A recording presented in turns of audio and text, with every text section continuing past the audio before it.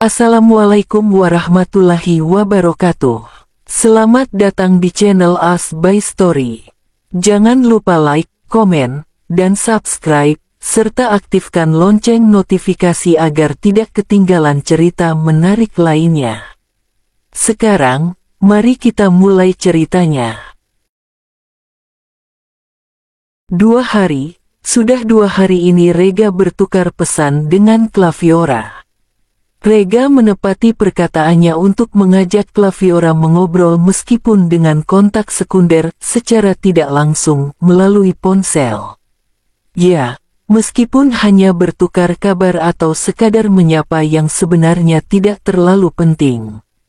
Meskipun Rega dan Claviora dulunya teman dekat saat duduk di bangku menengah atas, tapi setelah berpisah beberapa tahun, interaksi mereka sekarang lumayan kaku, bukan lumayan lagi, tapi memang kaku.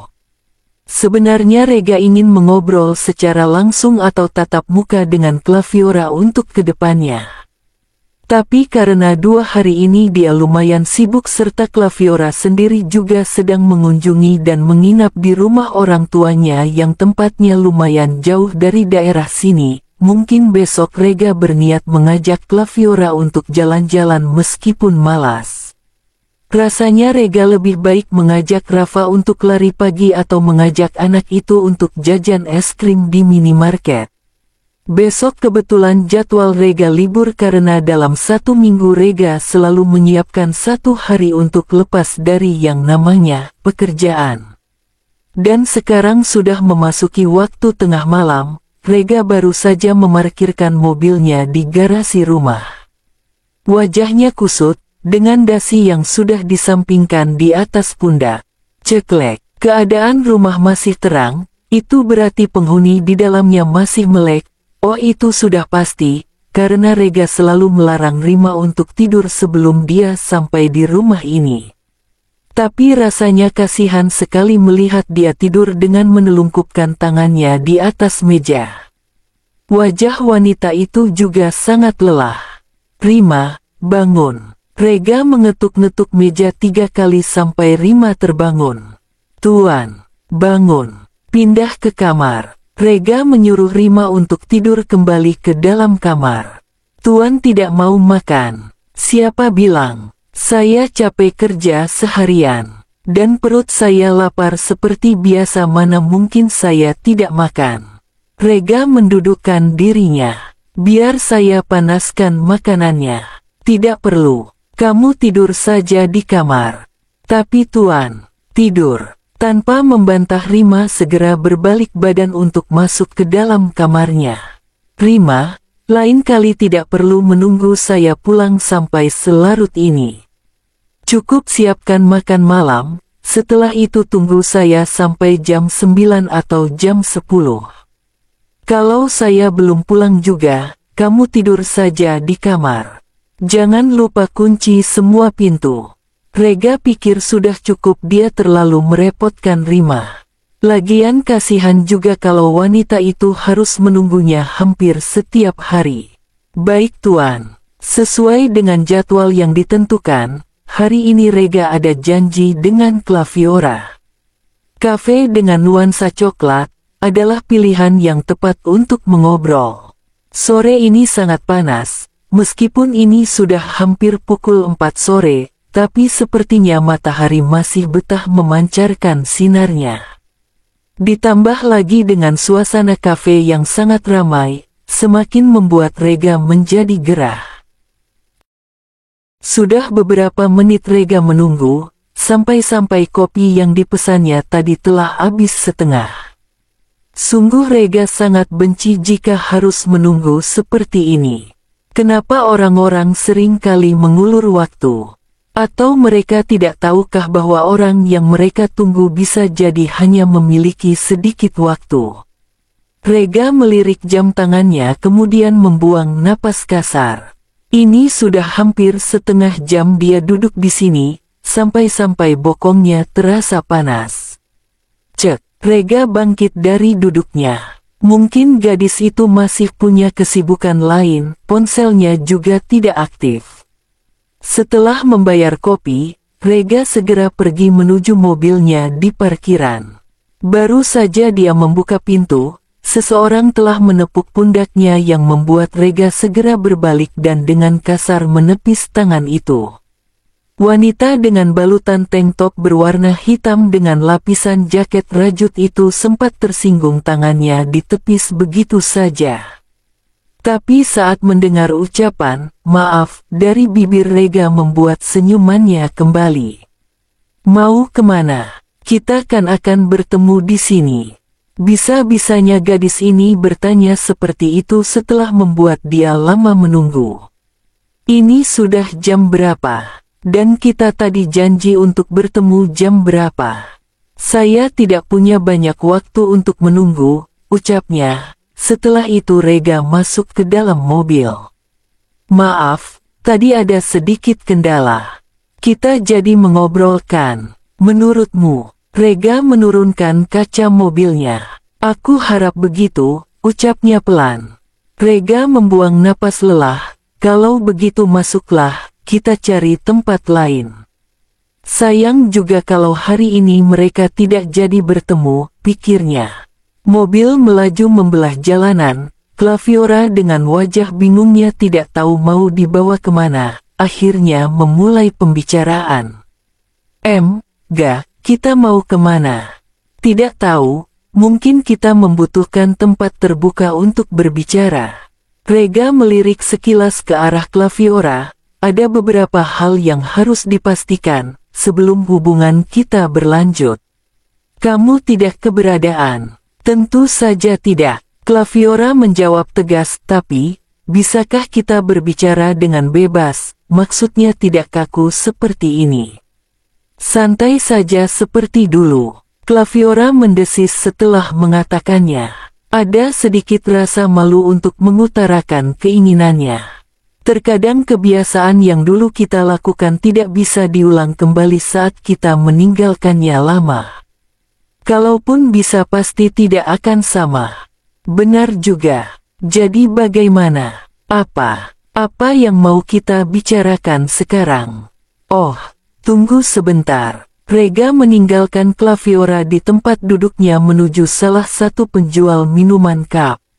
Mereka berdua sudah sampai di tempat yang mereka cari. Mungkin karena hari sudah sore, taman ini jadi lumayan sepi, sehingga keduanya bisa berbincang dengan tenang. "Ini minumlah." "Terima kasih." Sebenarnya banyak sekali pertanyaan di benak Rega.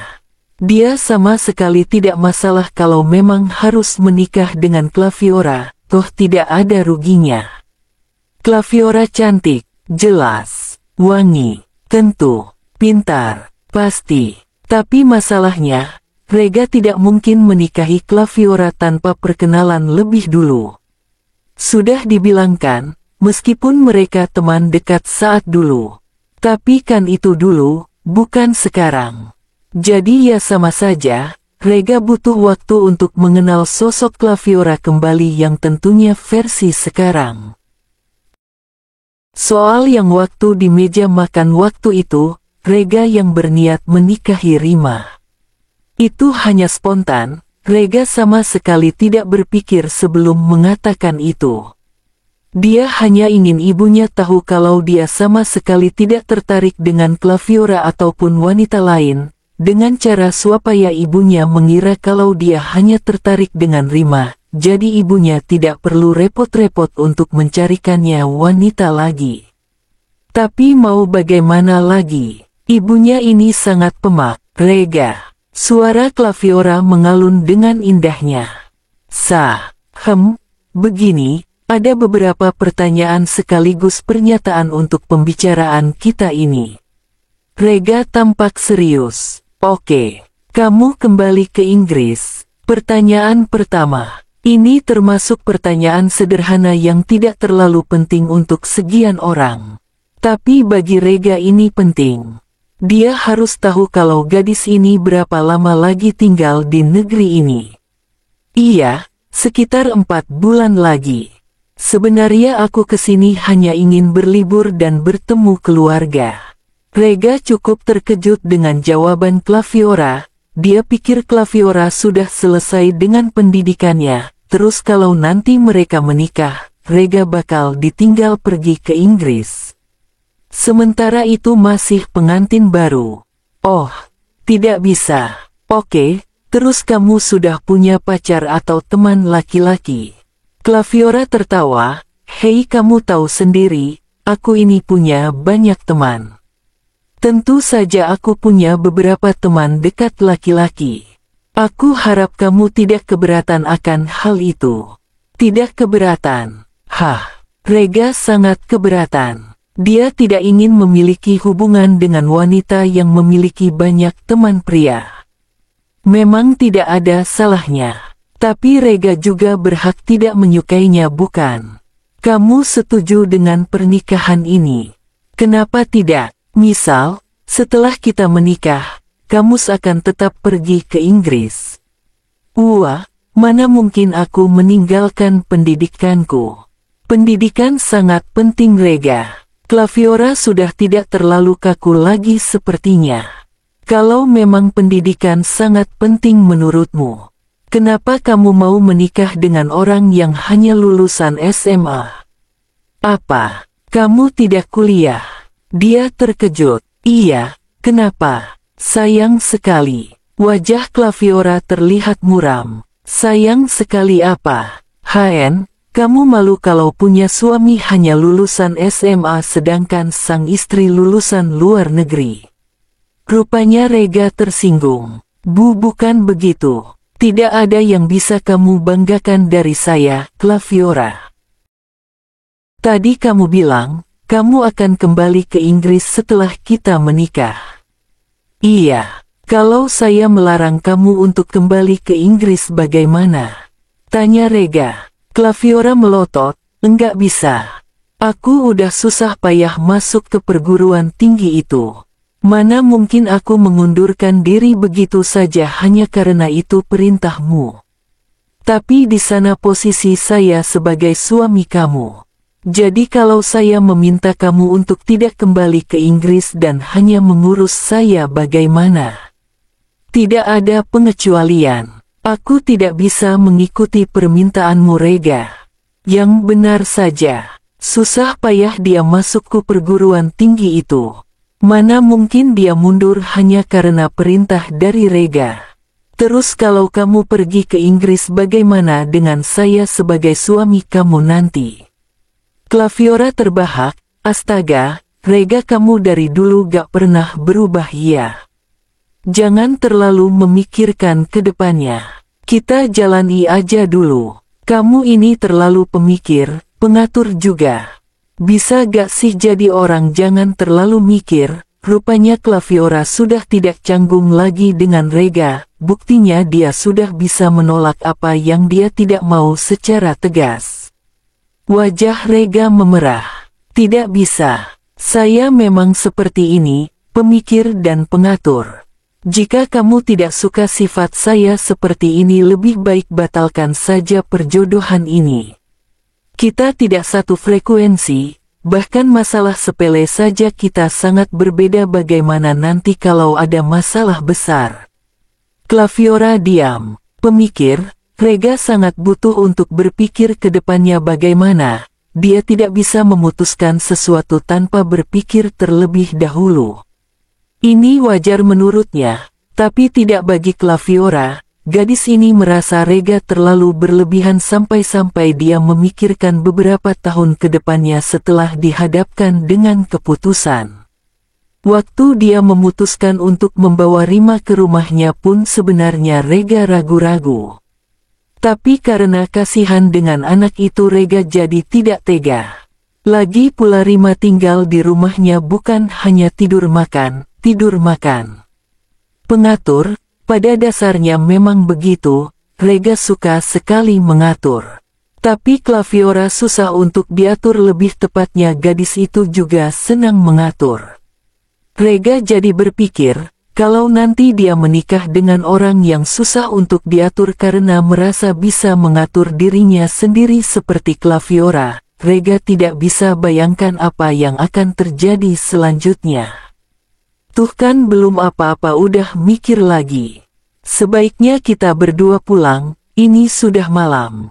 Besok jika ada waktu, kita bertemu lagi.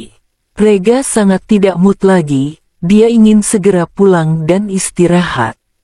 Terlalu banyak bicara dengan Claviora membuatnya lelah. Gadis itu pasti tidak mau mengalah. Claviora mengangguk, dia cukup terkejut Rega ingin membatalkan perjodohan ini.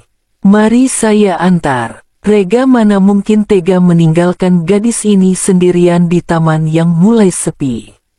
Ada apa? Tanya Rega. Melihat Rima tengah membetulkan kipas yang biasanya digunakan untuk mengipasi Rafa saat hendak tidur, pembantunya terlihat lucu dengan bola mata menyipit, fokus untuk memperbaiki kipas yang rusak. Tidak apa-apa Kak, jawab Rima singkat. Sini biar saya lihat. Rega merebut kipas di tangan Rima. Dilihat saja Rega sudah tahu kalau kipas ini sudah koyak. Mau dibetulkan gimana? Ini sudah rusak. Taruh saja di tempat barang bekas. Siapa tahu nanti ada yang mau beli barang bekas. Rima mengangguk. Baiklah, ucapnya menuruti perintah Rega. Berjalan menuju tempat barang bekas. Sementara Rega sedang melihat Rafa di dalam kamar, tiduran di atas kasur tanpa baju. Anak itu juga gulang-guling tidak jelas di atas kasur, seperti cacing tanah yang menggeliat saat tanah sedang kering. Rega tidak selancang itu untuk membuka kamar orang sembarangan. Tadi hanya saja kamar Rima memang sudah terbuka lebar, sampai hampir menampakkan seisi kamar itu. Om. Rafa bangkit dari tidurnya, melihat Rega dengan tatapan bertanya. Sini ikut Om. Rafa turun dari ranjang, berjalan lunglai ke arah Rega. Anak ini sudah menagentuk, tapi tanpa ada angin yang menyentuh kulitnya, Rafa benar-benar tidak bisa tidur. Rafa mau dibawa kemana? Tanya Rima saat melihat putranya digandeng Rega. Biar dia tidur di kamar saya malam ini. Rafa kan tidak bisa tidur tanpa angin kan? Saya juga sama seperti itu. Di kamar saya ada kipas angin. Kita berdua bisa tidur bersama. Apa? Tidak boleh. Kalau begini ceritanya Rima yang tidak bisa tidur. Lagi pula rasanya Rafa tidak pantas untuk tidur di kamar tuannya. Maaf. Tapi sebaiknya tidak perlu. Rafa bisa saya kipasi dengan buku gambarnya. Rega tampak berpikir dengan pandangan mata ke arah atas, mana mungkin dia mengajak anak menginap di kamarnya tanpa persetujuan dari mamahnya. Tapi kasihan juga, kipas yang biasa dipakai kini rusak tidak terselamatkan. Oke, besok saya belikan kipas angin kecil untuk Rafa. Rega berbalik badan menuju kamarnya. Tapi ada syaratnya. Benar dugaan Rima. Tuannya ini tidak akan memberikan apapun dengan cuma-cuma, biasalah, perhitungan, pelit dan tidak mau rugi. Syaratnya, besok siang, kamu sama Rafa datang ke kantor saya. Rega sudah tidak terlihat dari pandangan Rima, lenyap di ujung tangga dan naik untuk masuk ke dalam kamarnya. Rima menarik napas dalam kemudian menghembuskannya. Besok siangnya, Rima dan Rafa sudah siap dengan penampilannya. Penampilan yang tidak jauh berbeda dari hari-hari biasanya. Tapi ya sudahlah, toh Rega sama sekali tidak menyuruhnya untuk pakai baju bagus kan. Demi satu buah kipas angin, tidak ada salahnya kan Rima menerima perintah yang Rega ajukan. Lagi pula kalaupun Rega tidak membelikan Rafa kipas angin, Rima juga akan tetap menuruti perintahnya, karena ini memang pekerjaannya. Dengan baju serta rok panjang melekat di tubuh Rima, tak lupa dengan blazer ungu gelap di bagian luar serta rambut yang dikuncir kuda sudah menjadi ciri khas Rima. Tadi pagi pas waktu sarapan Rima sempat bertanya pada Rega, walaupun canggung sih. Rima bertanya, apakah dia harus membawa makanan atau tidak. Tapi kata Rega tidak perlu, sebab mereka nanti akan makan di restoran. Rima sempat terkejut, mana mungkin majikan dan pembantunya makan berdua di restoran lagi. Saat naik angkutan umum menuju kantor sang majikan, hati Rima mendadak resah. Dia lumayan takut untuk datang ke kantor itu, tidak tahu apa penyebabnya apa.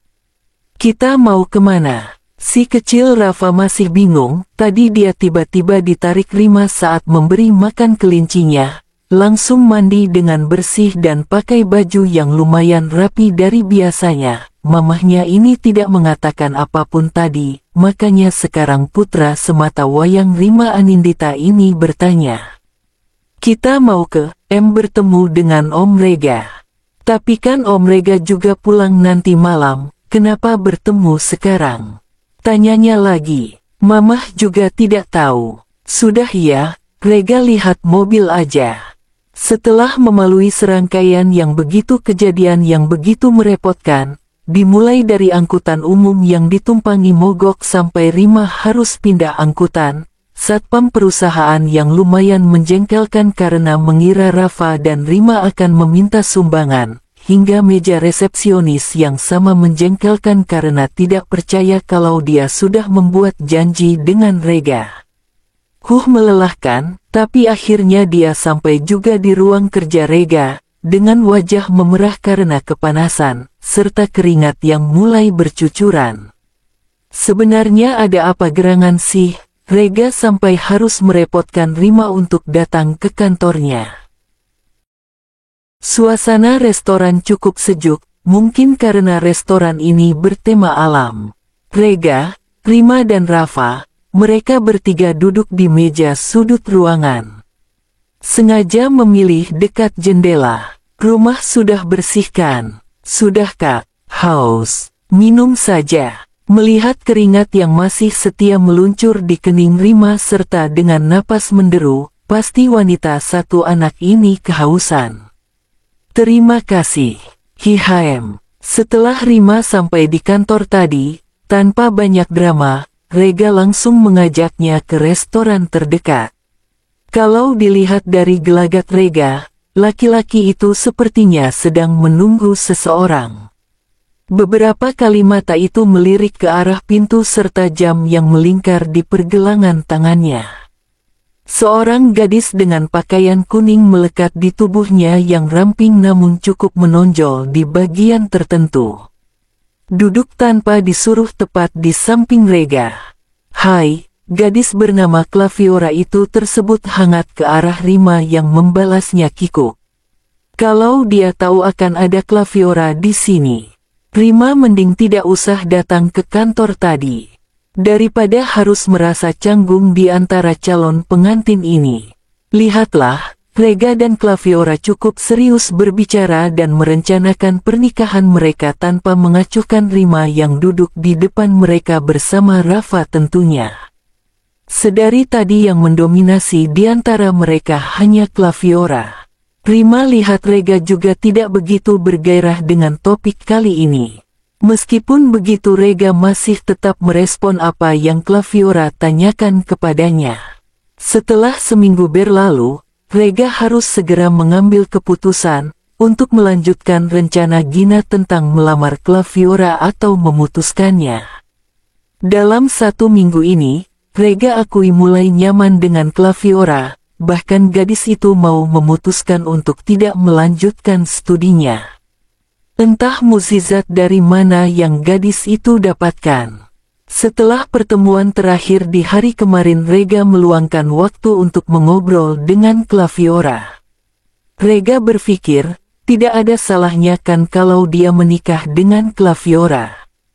Toh dia juga sudah siap dengan ekonominya. Tapi jika dibandingkan dengan gaya hidup Claviora apa dia sanggup. Hari ini, hari yang paling Gina tunggu-tunggu.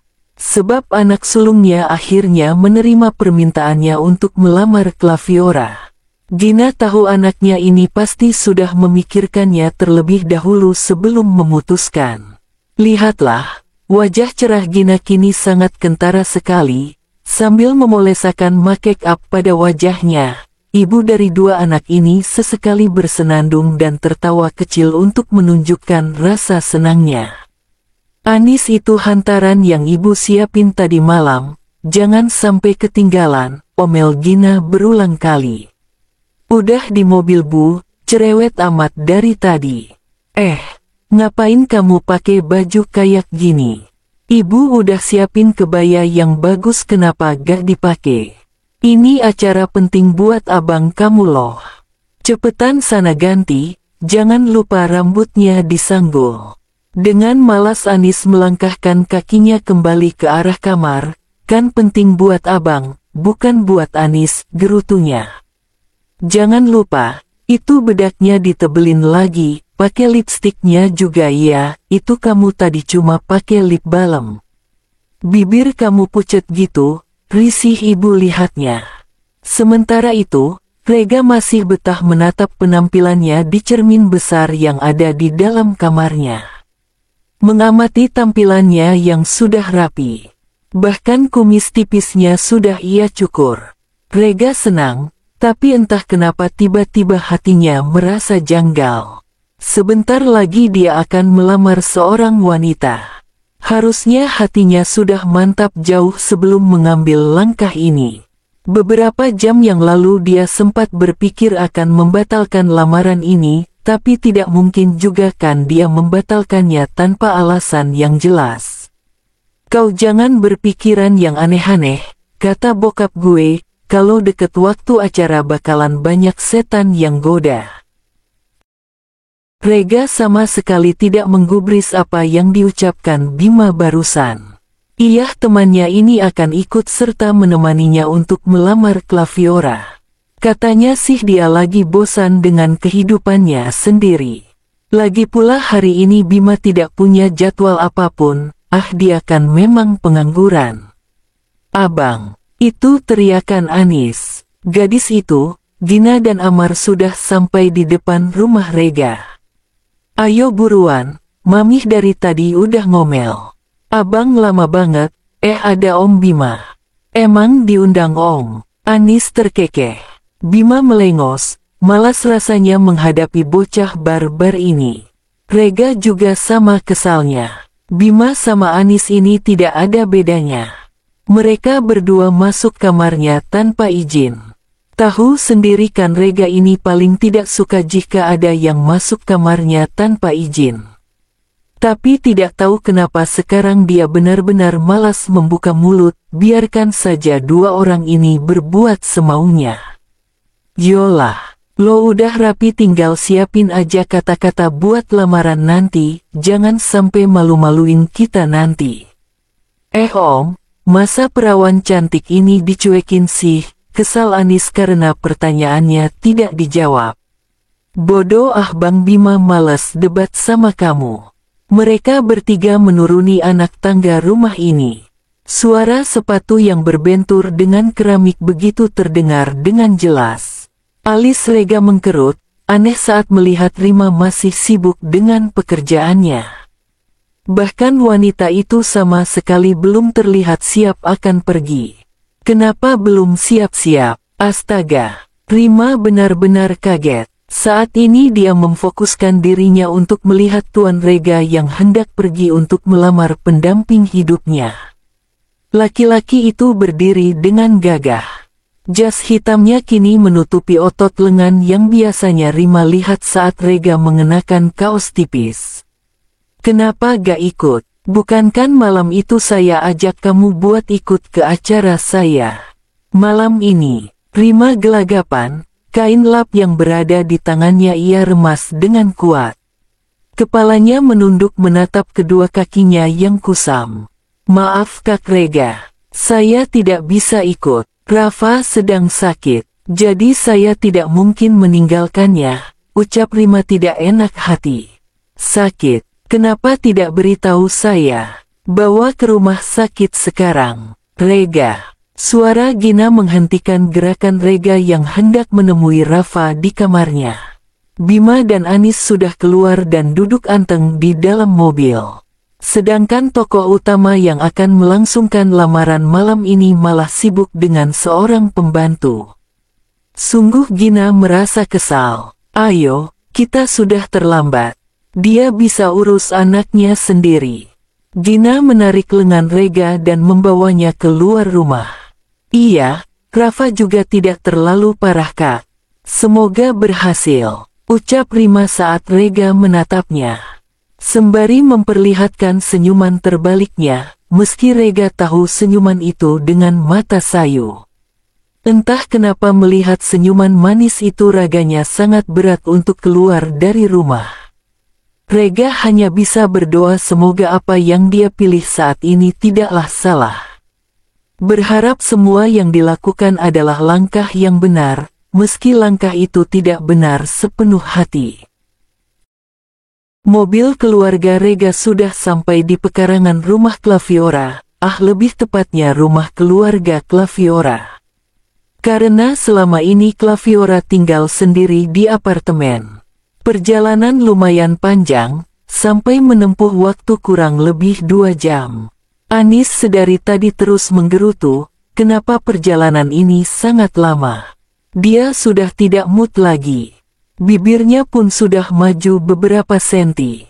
Rumah ini sangat sederhana, bahkan jauh dari kesan mewah yang begitu melekat dalam diri Claviora. Halaman rumahnya lumayan cukup luas sehingga mobil bisa parkir di sana, meskipun hanya halaman dengan tanah serta rerumputan liar. Namun yang terpikirkan Gina, Anis serta Gina kenapa rumah ini sangat sepi. Udara malam yang semakin sejuk. Anis memperhatikan sekeliling. Tidak ada satpam apalagi gerbang. Biasanya kan jika ada acara lamaran minimal adalah yang menyambut. Tapi ini kosong melompong. Tidak ada siapapun di luar.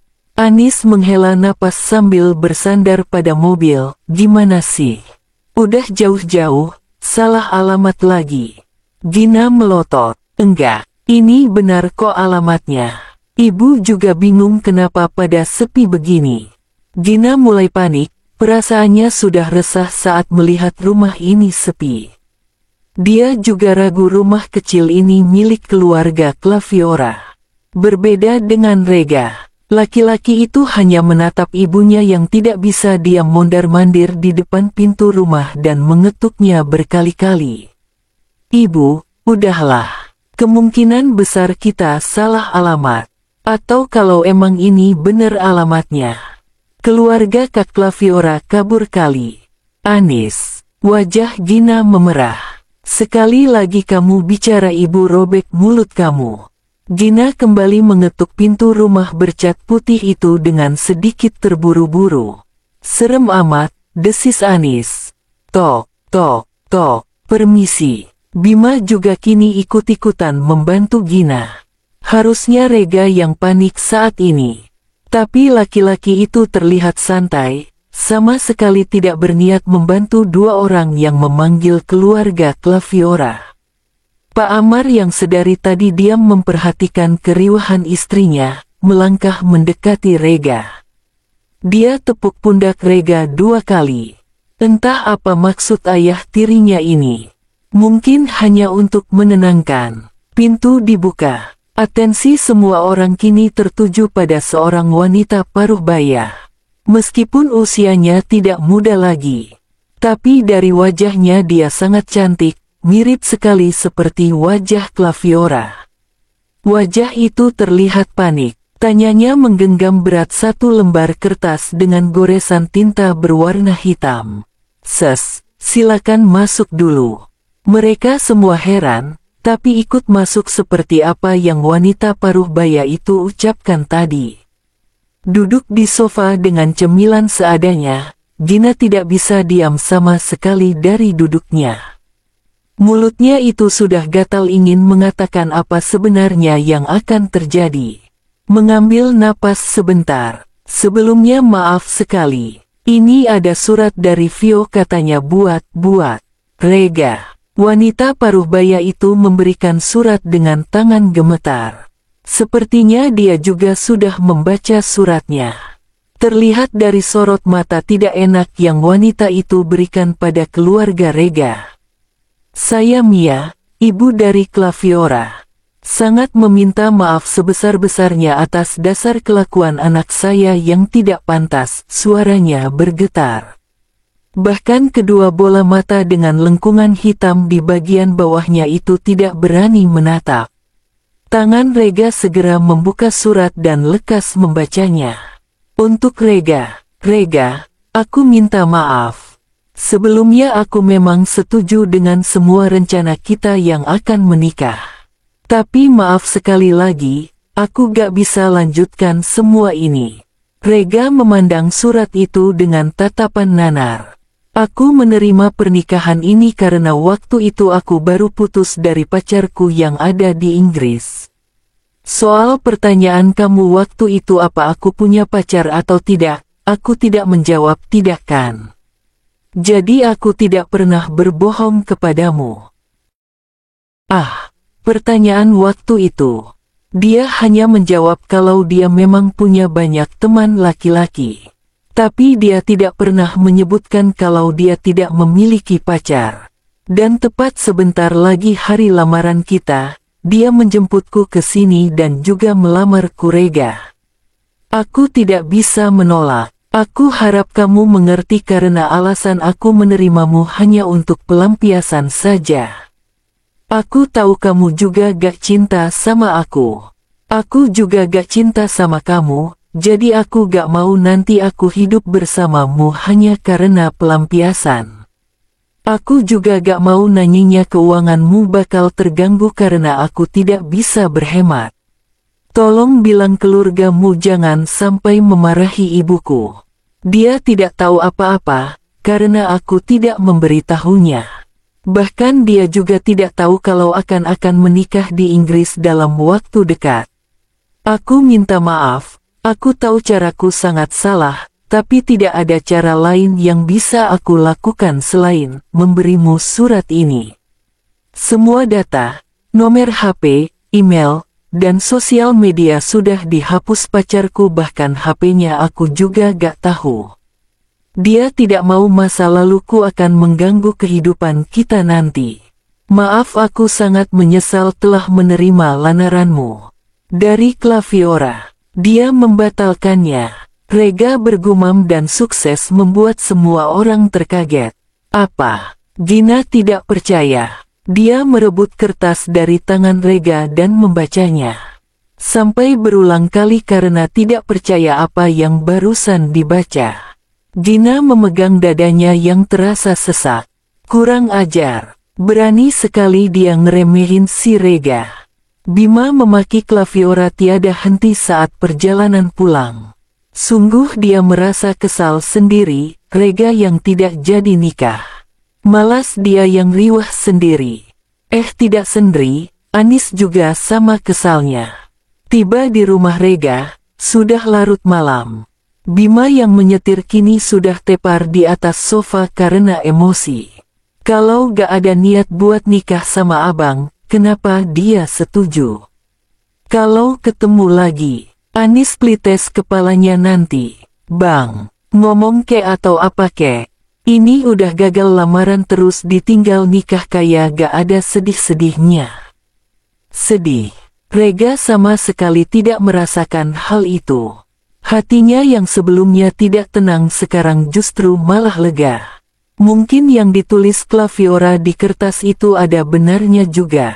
Lebih baik gagal menikah daripada nanti hidup bersama tapi tak bahagia. Membayangkan hidup dengan orang yang menjadikan kita pelampiasan saja sudah membuat bulu kuduk Rega berdiri. Mungkin Rega hanya merasa kecewa.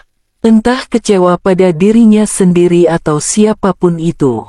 Yang jelas Rega juga sangat menyesal telah menuruti permintaan Gina untuk melamar Claviora. Lihatlah, wanita paruh baya yang dipanggil ibu oleh Rega juga Anis itu sedang bersandar di badan sofa ruang tamu rumah Rega. Matanya memandang kosong pada langit-langit. Hembusan napas berat tidak pernah absen semenjak kepulangan mereka dari rumah Claviora tadi. Gimana sama undangan ibu? Tanyanya lirih. Bertanya pada diri sendiri. Otomatis lirihan Gina membawa atensi mereka ke arah Gina.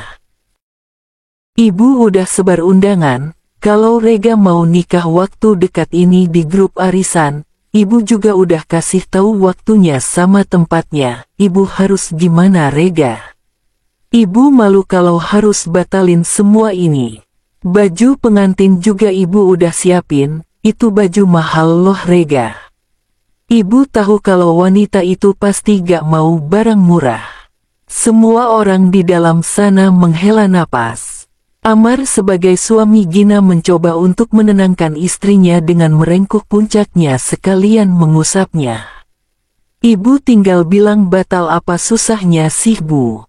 Kalau ibu gak mau ngetiknya, sini biar Anis yang ngetik. Gak, gimana kalau mereka semua ngira ibu bohong, terus mereka pada ngerendahin ibu nanti. Anis melengos, ya salah ibu sendiri. Ngapain udah undang-undang segala, padahal belum pasti. Abang juga, udah tahu mau lamaran, malah sama sekali gak kontekan sebelumnya. Gimana mau kontekan, kan semuanya udah gak aktif. Bima ikut menyahut sambil mengupas kuaci yang disediakan di atas meja. Rega, pokoknya mamah gak mau pernikahan kamu batal. Gina segera memutar otak supaya anaknya hari menikah dengan jadwal yang Hina terapkan di dalam undangan. Anis keselak biji kuaci karena mendengar perkataan Gina yang memaksa. Amar yang panik segera memanggil pembantu di rumah ini untuk membawakan air putih biasa karena di atas meja hanya tersedia minuman dingin. Rega menggerakkan kepalanya pelan. Ibu tenang. Urusan teman ibu biar Rega yang urus. Soal tempat dan baju, itu kan bisa kita pakai nanti. Permisi. Rima meletakkan air putih itu di hadapan Anis yang langsung disambut secara terburu-buru olehnya. Saat hendak kembali ke arah dapur, suara Gina yang begitu melengking kini memenuhi sudut ruangan. Nikahi saja pembantu janda anak satu itu. Jeger. Rasanya oksigen di sekitar tempat ini semakin menipis. Rega memandang ibunya dan Rima secara bergantian. Kenapa? Bukannya kamu udah tertarik sama dia sebelumnya Rega? Gina bertanya. Dan terjadilah ronde kedua keselak biji kuaci pada kering Bima. Bersambung.